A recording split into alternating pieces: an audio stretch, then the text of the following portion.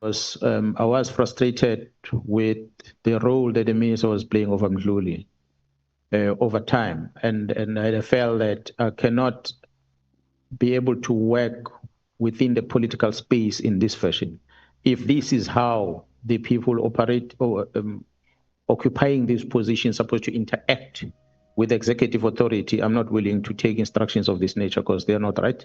They are wrong. They are encroaching into the management responsibility of the police commission, of the national commissioner. Maybe I must talk about the experience that also I had learned prior to that. Mdluli is the only general in the South African Police Service that was ever appointed by the panel of ministers in the history since we started in 95 to date. I said the act only allows a minister to appoint the national head, nobody else. But the Mdluli's post panel was presided over by the late Minister Mthethwa, and I don't know who are the panel members that were part of it. The person who was the acting national commissioner at the time, Commissioner Williams, was excluded from the process. Mdluli then gets appointed. So which then Mdluli, there was the intention of getting Mdluli at crime intelligence by all means. For what good reason and what experience did Mdluli had at the time? From my assessment, I realized there was other reasons other than his competency to do the job that made him to be rewarded by being given a crime intelligence post by the minister at the time. So fast forward to that. When there's these disciplinary steps taken against Mdluli, the ministers want to intervene and say, you can't do this and that. You can't discipline a man. You shouldn't do this. You shouldn't do that. The minister. So we then confirmed that he brought him into the organization because it was a reward for him to come in there. And so that conflict and having assessed these things, and I must say, Honorable Chair and members.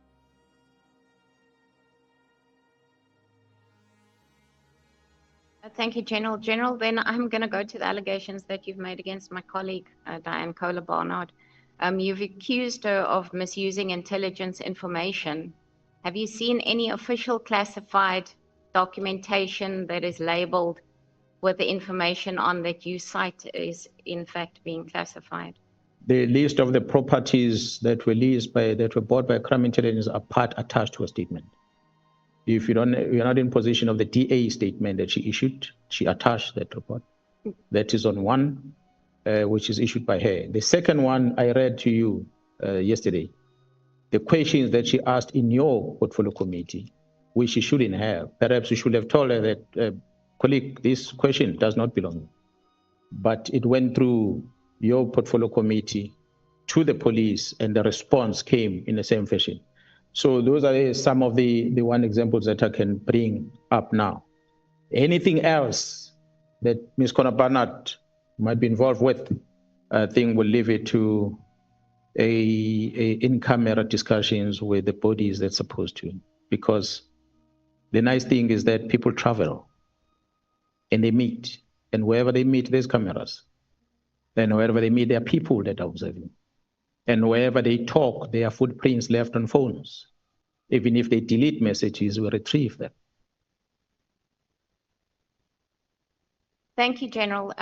I just would like to say that you have admitted that the information that you raised in the media statement, which was before the JSCI was constituted, was in the public domain, including the photos, because I went to go and look at News 24's article that came out before the honourable member put out the media statement, and the information in actual fact is similar. So she obviously got some of it from the media statement, including the photos, although we didn't, or let me not say we, whoever put out the statement did not post the photos. So on what basis then do you say that that information that was derived from a News 24 article was unlawfully disclosed if it came from the media itself?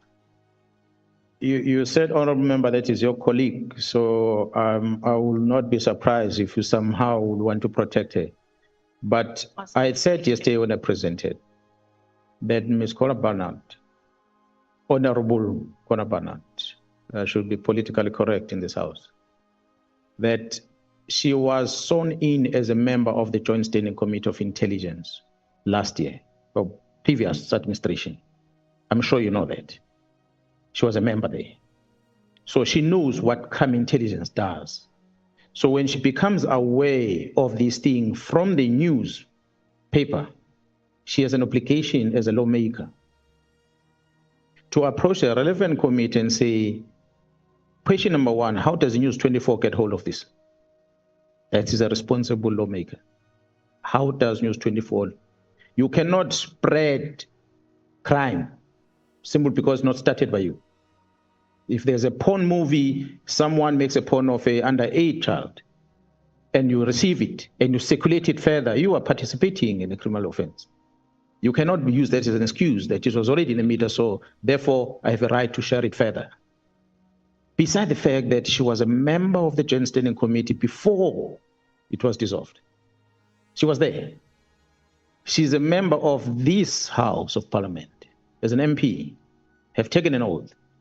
So having the knowledge of what is happening at the secret fund account and having a knowledge about her obligations as a member of Parliament, and later in the year, in June, she's been sworn in again at the Joint Standing Committee of Intelligence as a member there, but she still writes questions about things that does not concern the Portfolio Committee on Police. So I do not know with all what I presented, if there's anything else evidential that I should give it to you that might be of satisfactory to prove that she broke the law.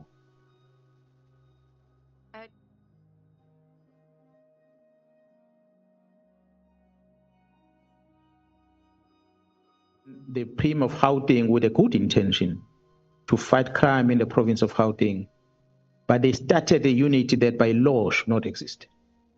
The Panyaza that is famous. I raised that at the POC, and I said, this is illegal. It's against the law. The Premier must be advised.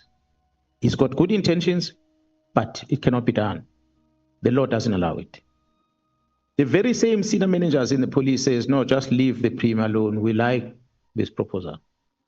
The following POC, legal services came up with a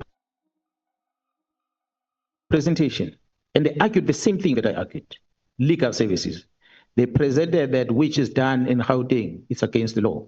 It should not be allowed. So this was when there was an engagement at the executive authority between the minister and the Premier at the time.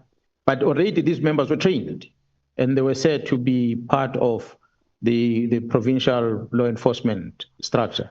So my argument in the BOC and the support from legal services was not taken serious at the BOC. So they continue with the training.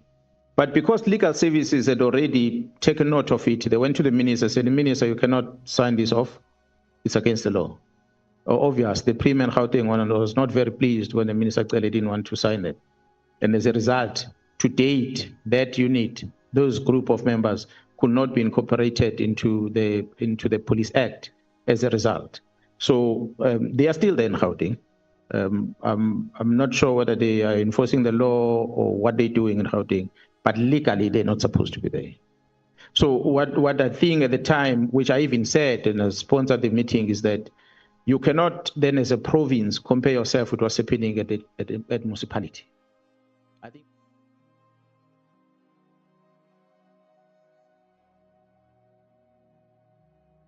But the matters of these DJs is drug related.